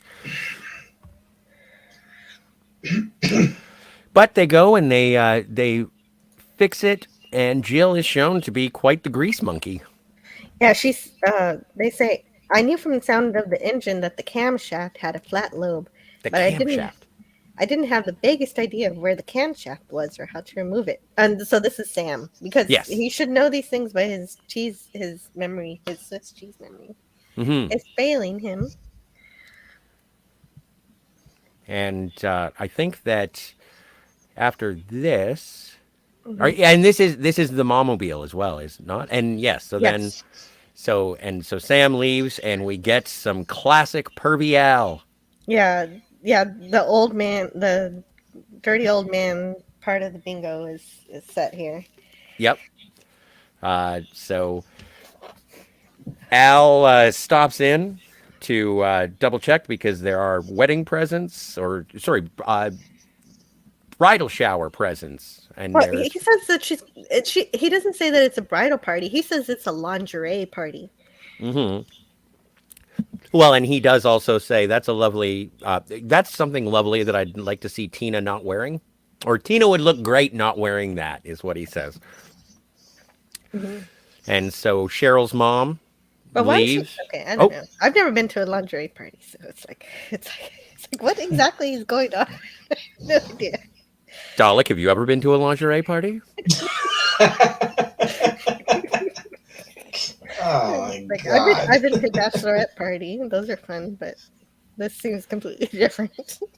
Is this when a bunch of ladies get together and try and make it so that the wedding night is spectacular or something or other? I guess so. I guess maybe it's a combination of the bachelorette party. Could have been. No idea.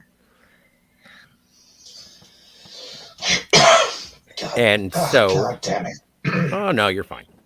So Cheryl's mom gets rather upset because Cheryl is trying on Bob's mom's wedding dress. And Cheryl had said that she was going to wear her mom's wedding dress. But there is much hullabaloo as to whose dress is going to be worn. But don't worry, kids, we won't get that far. Nope. So running out onto the yard in Bobby's mom's wedding dress, and Cheryl not necessarily being all that pleased about it, and then having helped her undo the back buttons there, Sam realizes that the abuse may have already started. There are bruises on the back of Cheryl's neck. Yeah. So that's a good reason to break these guys up. But then here comes Bobby, looking like a jerk. What a douche. And Sam says, "Are you bringing flowers to soften the blow of the bruises that you just gave her?" And he's like, "What are you talking about?" And Sam goes and grabs Bobby by the neck and says, "Bruises that look like it when you grab someone like this." At which point Bobby's like, "Tell Cheryl I'm going to pick her up at 6. Nah, nah, nah." And so he slinks away, kind of surprised that, well, let's just say George McFly grew a pair. Yeah. And so they go to the wedding rehearsal, and here is Paul Costanza. If I remember correctly, he's played many a character on many television shows. You would remember him. I remember him best from Die Hard 2, Die Harder, where he plays Dennis Franz's brother at the airport, a cop that gives John McClane a parking ticket at the beginning of the movie and helps save the day at the end-ish. But he also played Joey's dad on Friends. And this lady, I recognize. Here he is Bob's dad. Yes, that's Bob's dad.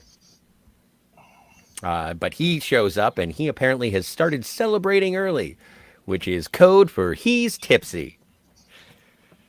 But he says that he's been off making deals to pay for the wedding.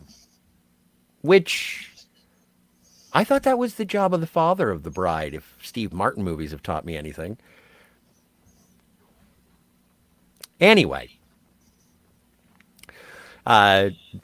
This is Bobby's mom explaining. I do recognize this lady from things. She usually plays a mom, but I don't remember her from specifically which. But also, just watching Quantum Leap, there are so many Where's Waldos, it's difficult to find. And as the wedding rehearsal comes to a close, Bobby's dad says, "Let's eat," and so they retire to what I would assume is the dining room of the chapel, and Sam is given the indignity of having to sit at the child's table, even though he is a child. Yep, the kiddie table. The kiddie table. Leaping about in time. Oh yeah, the kiddie table. Yeah, I suffered some humiliation and abuse, but I can't recall anything as horrible as being forced to sit at the children's table. And he gets,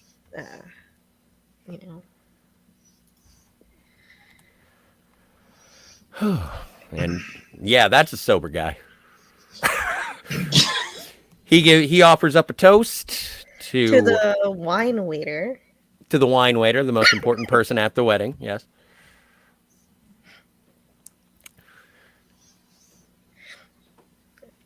And then to Bob and Cheryl. Yes, and then Bobby wants to present a toast. Is it the wedding? Yep. And so Bobby presents his wedding present to Cheryl. A TV. A color TV. It is a color TV. This TV shows things in color. And then Sam says, "I'd like to raise a toast as well." And the bullies, they be bullying. And meanwhile, throughout all of these toasts that are going on, both Cheryl's mom and Bobby's mom are like, "Oh, these drunk idiots." But yeah, so Sam raises a toast to the good work that they're going to do in the South Pacific at Tonga, and then wonders aloud in the middle of the toast exactly where they're going to be able to plug in the color TV.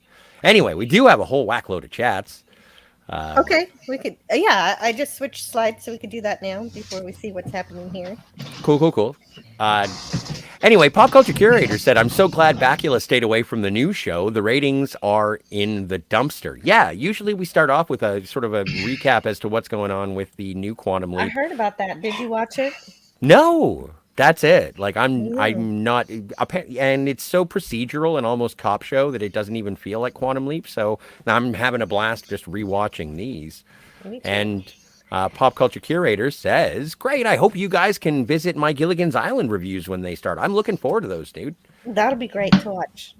I love Gilligan's Island, so it'll be interesting to see your take on the show and how it impacted you. Canadian Spider-Man says Captain Archer is in the top 3 Star Trek captains. I would be intrigued, Canadian Spider-Man, to find out your top 2. And very good point, Pop Culture Curator. Scott Bakula had to work extra hard memorizing his lines for this show because he was in almost every scene. True story. Yeah. And then Canadian Spider-Man says Playboys were all we had back then. It was enough. True. Yeah, I remember those days as well, although it was sometimes just even Sears catalogs for the, whatchamacallit, lingerie parties, if you will. But yeah. What else do we have? And we have, unfortunately... Oh, hang on a second. Which woman looks like a dude, Canadian Spider-Man? Maybe it's Bobby's mom. Yeah, I think Fair it was enough. Bob's mom. Fair enough. And Canadian Spider-Man says he hated Paul Costanzo because of Die Hard 2. Well, yeah, but it's Christmas. Pop Culture Curator says, laugh out loud, there's that round 2 I mentioned in our TOS reviews. Exactly. The one that, the one that made it so that you got to see those things in color. And yes, Canadian Spider-Man, sleazy and sleazy can be spelled both of those ways. And agreed. No one will watch the new Quantum Leap. It was perfect, so no need to do it again. Agreed. 100% agree. And Canadian Spider-Man says, Sears catalog. Yes! Why do you think that catalog was so popular? Well, in November, it was because of all the toys, and the rest of the year, it was because of the ladies' fashions. And don't get me started on National Geographic. I was a very sheltered child. So, we have, it's true that I was a sheltered child? Well, no, it's true that National Geographic had some spicy things. Naked ladies. Yeah. So, actually, before we get to this particular scene, I wanted to mention part of the toast that Sam did that we missed out on. He said, I'm so proud of you for having the courage to go out and make a difference in the lives of people less fortunate to ourselves. Wait a minute. Yep. Oh, but before he does that, he says, a brave person brave enough to answer President Kennedy's call to ask not what your country can do for you, but what you can do for your country. But had he actually made that speech yet? Let's see. That's a good question. No, I think he made it later. Let me find out. I'm almost there.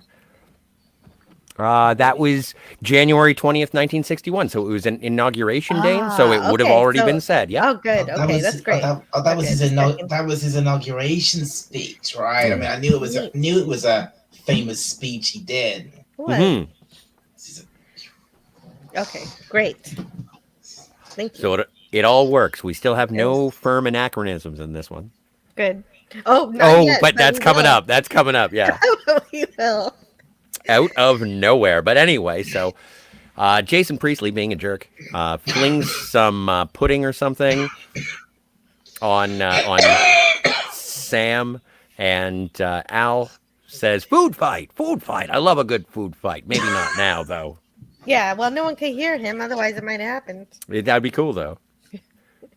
So Sam excuses himself. Would be hilarious if that happened. It would have been. And so Sam says, let's go to the bathroom. And the kid goes, but I don't have to go to the bathroom. Once again, Sam talking to himself, or Al, is confusing to everyone around him. And this is where Didn't you talk to Cheryl? And it's like, well, I don't know. Would you listen to me? And the answer, no. So, as Sam is talking to himself in the mirror, this young lad walks out of one of the stalls and says, who are you talking to? Sam says he's an actor doing a scene, and they have a dance-off in the restroom. Yeah, Michael Jackson, seriously. Sometimes Quantum Leap plays it very fast and loose with its history, Yeah. and it is very silly. The excuse here is that he's supposed to be 5 years old, which is the age that his family started the Jackson 5. So they're there to perform. Unfortunately, someone was so excited to include Michael Jackson that they didn't do their math properly. Michael Jackson was born on August 29th, 1958. So in June 1961, he would have been 2 years old, going on 3. Yep. And so they do, and they show the moonwalk and all the moves. Sam is doing it the way Sam does it, and Yeah, sure. little Michael is doing it a heck of a lot better, even at the age of 2. He's supposed to be 5. And Jackson 5 doesn't start until he's 5 years old. Wait, that's supposed to. Oh man, that is, yeah. That's Michael Jackson. That is Michael Jackson. Because the brother who shows up here and opens the door says, "Come on, Mikey, we got to go rehearse." Yeah, and right, like Sam teaches him the moonwalk, but he waits until 1983 to show anybody. Well, he's got to work on it for a while, get it perfect. So Sam invented the moonwalk. Not well, but then Sam ducks into a stall as Bob and his dad walk in, and dun dun dun, the evil plan is revealed. And Al has absolutely no compunction about going out, and it's like, it doesn't matter. Don't worry about it. They can't see me. They can't hear me. I can go check it out. And so they talk about how Bobby is going to be the sales manager at the used car lot, and how Bobby's dad has bought a house. So they are not in any way planning to go to Tonga. The Peace Corps is out. And so there we have Sam and Al being like, that awful piece of crap. Mm-hmm. But Sort of. yeah, he can't tell her now because she knows she's not going to take it well. Does Al say one of, like, after he's hearing all that, he says, like, does he say one of his favorite words? I don't recall. What is one of his favorite words? Nozzle. No, he doesn't. He doesn't say not. Oh, shame. He should. Oh yeah, for sure. And so the boys, the nozzles, are toasting to the future, and this is when Sam brings Cheryl and says, "Well, why don't you say what you were talking to your dad about in the bathroom? What's all this jazz?" And so Sam is just revealing that everything is absolutely not going to go the way it's going to go. And yeah, that Bob doesn't want to go to the Peace Corps and is going to keep Cheryl home. Right. Oh, and also, doesn't Bob's dad say the best way to make it so that Cheryl will stick around is just to get her pregnant? Because Yep. that's how Mrs. Douche Nozzle did it. Yeah, he kept his wife from going to college that way. Mm-hmm. And that's true. That is very true. Pop culture curator, don't forget, that was the same hairdo worn by Peggy Bundy. Yes, it was. Peggy Bundy from Married with Children. Mm-hmm. Foxy. But yeah, all of these things, Bobby is trying to work around and say, no, we're still going. We'll talk about it after the wedding. And Al prompts Sam into racing for pink slips. We're racing for pink slips, which is what they were going to do at the beginning. But no one thought that the Mall-mobile, Cameron's car, could beat Bobby's car, because everyone knows that Bobby's car is the fastest in the neighborhood. But there is a reassurance, and Sam's like, we can't do anything about this. This is impossible because everyone knows that his car is fastest. And Al says, well, nitrous oxide. Yeah, Let's get the NOS. Well before Fast and the Furious. Well before Fast and the Furious. Oh yeah, the nitrous oxide. And so Jill and Sam install the nitrous oxide and to make it so that this thing can, punch it, Chewie. Yeah, so they have to do it carefully or else it'll blow up. Yes. And If too much. And there is a leak, and they laugh uncontrollably, although I don't know. We're coming up to the best part of the episode here. Yep. Oh, and Pop Culture Curator says they had nitrous oxide in Mad Max. It goes way back. Yeah, but I always associated it with Fast and the Furious too. I don't think they actually specifically call it nitrous in Mad Max. I sort of defer to your knowledge, Pop Culture, of course, as always. And so we're racing for pink slips. Where's your pink slip? And so Jill hands it over and asks where Bobby's is, and Sam is ready to ride, but he won't race if Cheryl's in the car. At which point Sam says, "What's the matter, chicken?" Which apparently is how you make anybody insecure between 1955 and 1961. And says, "Get out of the car. We're doing this." And so they start, and they race under the overpass. Oh, my stars. We're going 70 miles an hour. He's going to go press the button. Al says, "No, don't press the button quite yet. You'll burn out too quick." Sorry, Dalek, go ahead. I love this part. I love this, what he says here. Al, he's about to push the button, and Al goes, so the Al pulls up, "Not yet! You'll break, you'll run out too you'll break too soon." And then he goes, "Al, I love you." And he goes, and Al goes, "Just drive." Yeah. Oh, it's awesome. That is a great line. And so he hits the button, and they just leap forward to 110 miles per hour. Or more, because that's just as high as the speedometer goes. True. We can't fly her apart then. And just launches ahead of Bob and his like jerkmobile. And then we cut back into the car, and they're laughing like maniacs. It's great. Yep. And so, realizing that he's lost, Bobby goes to murder a man. Yes, he turns towards Sam and is about to run him over. Luckily, Sam is able to leap. Literally. Well, yes, literally. But not leaping, the quantum. Yeah, we have to be specific, Jill. And at least Cheryl gets to see the true colors and say, "You just tried to kill my little brother." Yeah, if there was anything that was going to keep her from marrying this jerk, it was that. And so Cheryl's having none of this because of, the murder aspect or the attempted murder. And so she takes off her engagement. Attempted murder by vehicles in 2 episodes. Yep. Wow. They just had old cars to spare. And Canadian Spider-Man, thank you for getting my Star Trek reference. Unfortunately, even when it comes to Quantum Leap, I'm going to reference Star Trek as much as possible. Oh, I recognized it too. I just let it go. Well, we can't let it go. I just enjoyed it.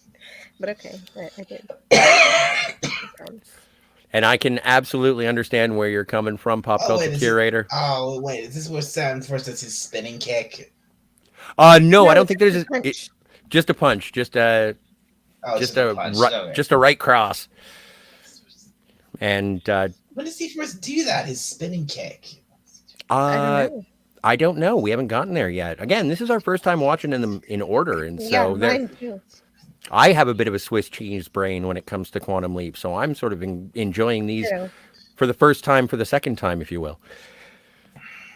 But yep, we're waiting on the roundhouse, and look at Jill. She's so happy, and there we go. This is My cat. Sorry. Team Cameron.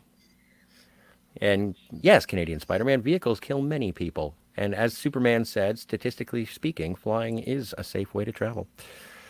Yeah, they've got pretty much almost got a happy ending all around here, except for one more thing. Just one more thing, which seems to be a theme that we've been running into in the last couple episodes. It's like, well, why haven't I leapt yet? Yeah. There's always a last little thing where Sam asks, "Why haven't I leaped yet?" Yeah. And so Cheryl is on her way to Hawaii to prepare for her service in the Peace Corps and says, well, just go out to the shoe shine in the courtyard and there's a surprise waiting for you. Yeah, and Sam and Al tells Sam that she's in Africa at the time, in his time, with her husband, and they're organizing a food cooperative in Chad. So they're doing great. Cheryl's is having a much better life. A lifelong commitment to the Peace Corps. Yes. And also Al's having a good time. Yes. Inspired by the time period that he's visiting here, he picks up a classic car, and apparently this lady is one of the ladies who assisted in selling the vehicle to Al and offered to shine his hood. And Sam says, well, she seems very talented. But there's Jill, all dressed up and purdied. She is no longer the tomboy. But well, no, she is still tomboy. True. This is just one of those cases. This is also true of me. I won't do anything, but if somebody wants to come along and give me a makeover, I will let them. And I think that's what Cheryl did. Yeah. Exactly. She's still a tomboy at heart. She's just doing this for Cameron. Yeah. Well, I think it's an idea that Cheryl wanted Jill's first kiss to be something special, and dress up. And Jill even says your sister insisted on the eyelashes, but they feel like they're going to fall off. And she says, "I don't like any makeup on my eyes." And she says to Cam, "I never had a guy friend before. I hope that you would be my first guy friend." And Sam sort of says, "Oh, guy friend," and she. Well, yeah. Oh, go ahead, Jill. Please explain this first kiss. Well, what she does is it's kind of funny. She wipes all the lipstick off before she kisses him, and that seems like something I would probably do too. It's like, oh, I don't want to get this stuff all over you. And Sam is. Well, we can assume that, Sam's older than this young lady by quite a lot and isn't necessarily comfortable. He is. Yeah, right. She is a little girl, and so I did not get a spin cap. To her, in a little girl. To her, Cameron is her age, but to Sam, she's very young. So which doesn't seem to make a lick of difference to Al, who's like, "Do it, go for it, Sam. Well, come on." Yeah, but I guess he had to do what he had to do in order to leap. And he does. Yeah, he does it. And here we go again. As they have their first kiss, Sam leaps and is leaping into that gentleman. Not that gentleman, but that guy's dead. So, and Sam has a gun in his hand, and he says, Dalek, would you like to do the honors? Oh, boy. Here we are. Oh, my God. A season finale with a murder. That is what we are looking down the barrel of for next week. Indeed. Oh, Canadian Spider-Man says, so Al talking to Sam from a point in time where Sam is still alive? Then we're talking 2070 max. It's interesting because we don't go into the future. We don't even know. Yeah, at this point in time in the series, we don't know when the future is or when Quantum Leap is. I've just heard that it is 1995. It could be. I could be stand corrected in a future episode. In later episodes, it is established that the actual present day for Project Quantum Leap is in the mid to late 90s. Okay. And so, But yeah, Al is talking to him from the future, thanks to the holographic technology. Yeah. And yeah, in terms of this progression of coming from episodes 1 through to episode 8, it is. I really enjoyed how like the first 6 episodes, or the first 5 episodes, if you count the first 2 as being a single pilot with pilots. That it's all fun and games. Like there are people that are to be saved. There are couples to be united. There's a pig that needs to be nursed back, but it's all been relatively fun and pleasant until we get to these 2 episodes where it is sort of life and death. Like one person's life is ruined and another person dies. Like and has to face Sam has to face the realities of racism in 1955, and so there is weight to the episodes, as you mentioned, Dalek. Some of them get really, really rather serious. Oh, they do very much But so. that plays into the themes of the series, which are a look back to our history, even the good parts and the bad parts. And I appreciate Quantum Leap for being bold enough to face us with this, with the ugly times as well as the fun times. Absolutely. While portraying people as actual human beings, not like you said, not complete evil villains. Right. The people of the times aren't necessarily the mustache twirling villains. They are just people of their times, and they react to things the way that people of their times would. That's what the original Quantum Leap did.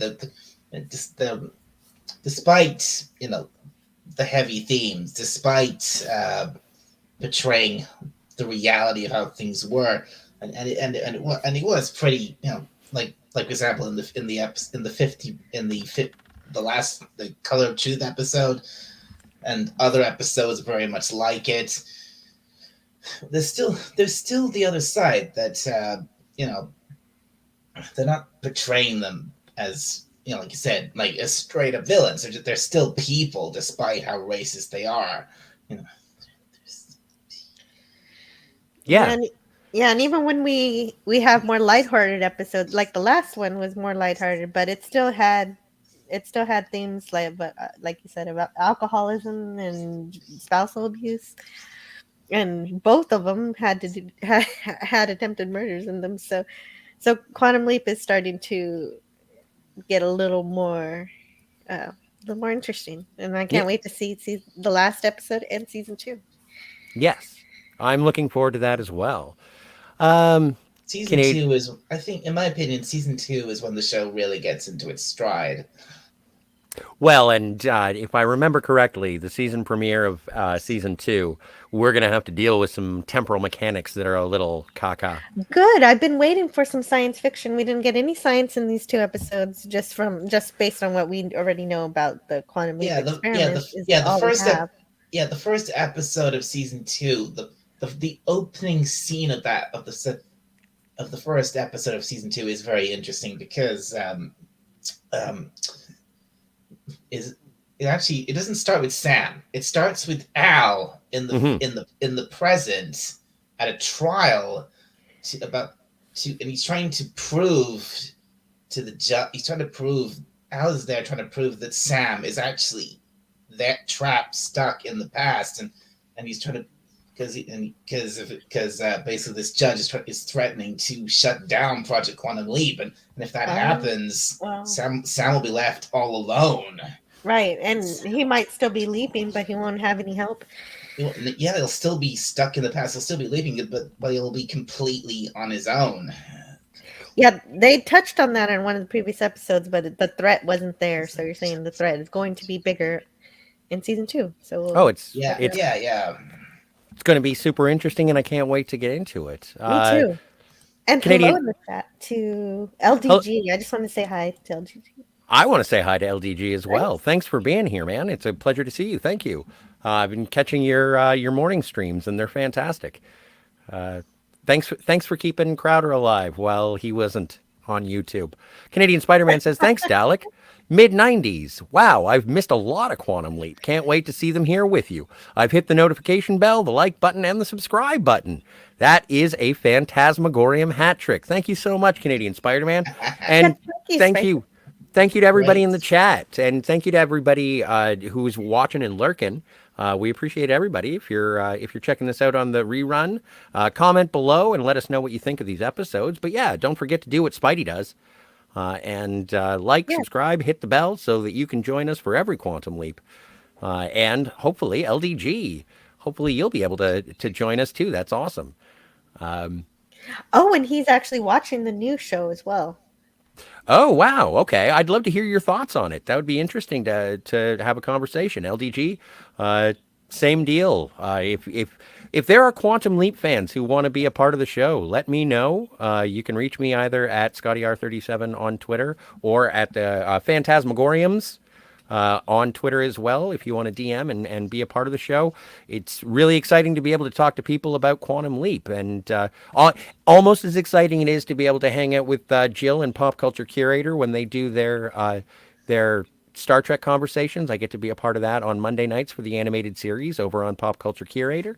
And I get to do that with you, Jill, on Tuesdays for the original series, and I'm having a blast. Yes. And so and it's going to be super cool. I know we're not at promotions yet, but I'm just so excited to cover Balance of Terror.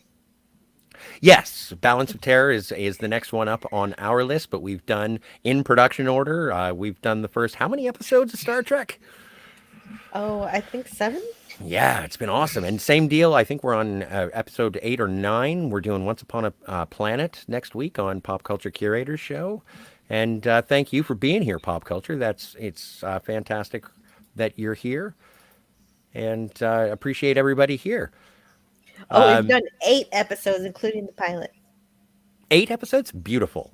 Fantastic. Including the cage. Including, yes. And so, yeah. Oh. Dalek, are you almost at 150 subscribers on your channel? I am, yeah. I'm just 3 away from 150. Booyah. That's awesome. I can't wait until the 150th extravaganza. Congratulations. And I know you recently I'll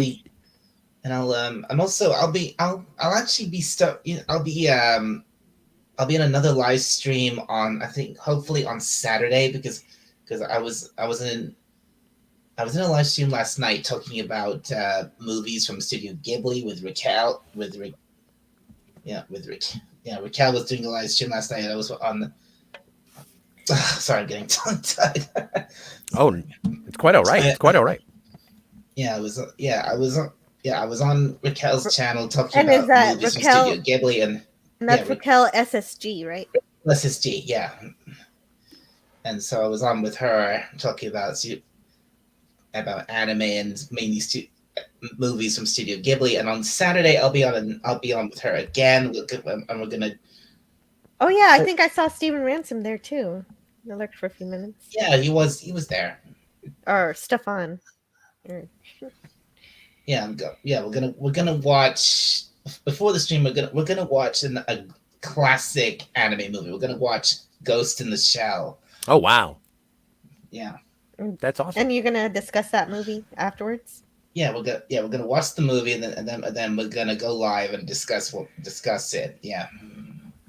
Cool. Well, it's always nice to hang out with people who are passionate about what they're watching and talking about. Exactly. That's what we're here for. The infinite convention.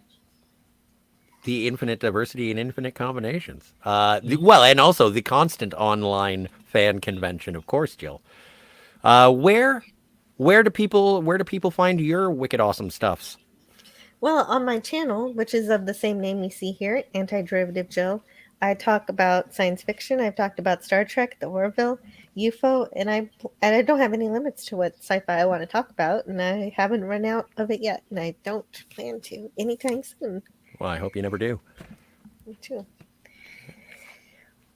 And then I guess here at the Phantasmagorium show, on Wednesdays, we typically are, right now we're going through the run of Quentin Tarantino and Quentin Tarantino adjacent films.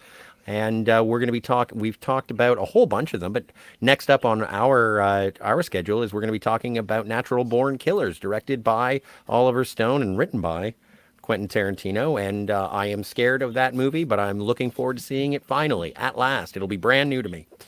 Me too. Well, lots of movies are brand new to me. And so, yeah. Is there anything that anyone else would like to mention before we leap out of here? Yes, last week I said that I was going to talk about Star Trek 5 on Friday, but I had to cancel the show, so that show is actually going to be tomorrow at noon. We're going to talk about Star Trek 5 and whether or not everything outside of Yosemite is a dream, as per Doomcock's theory. That'll be interesting, and I'm looking forward to that as well. So I suppose, Dalek, if you could do us the honor and say the thing that happens when we leap into someone new. Oh boy. Thanks, guys. See you later.